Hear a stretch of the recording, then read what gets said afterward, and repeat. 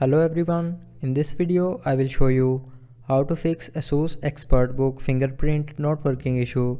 So before starting the video, don't forget to subscribe the channel and also press the bell icon.